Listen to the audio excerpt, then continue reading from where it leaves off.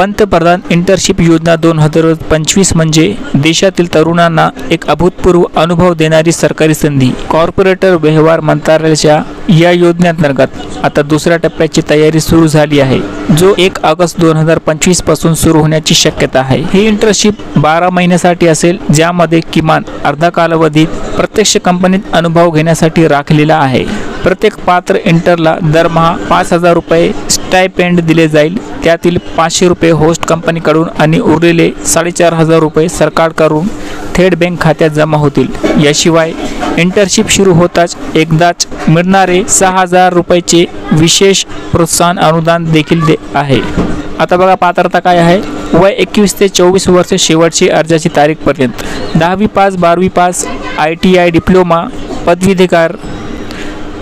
पदवीधर विद्यार्थी अर्ज करू शकतात।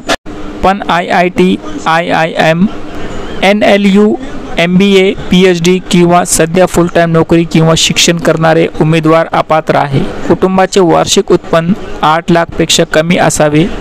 स्वतः किंवा घरात कोणीही सरकारी कर्मचारी नसावा। परदेशी नागरिक पात्र नाही। या योजनेचा मागील टप्पा 22 एप्रिल 2025 रोजी बंद झाला होता। आता दुसऱ्या टप्प्याची नोंदणी लवकरच सुरू होईल। याची वेबसाईट आहे pminternship.mca.government.in।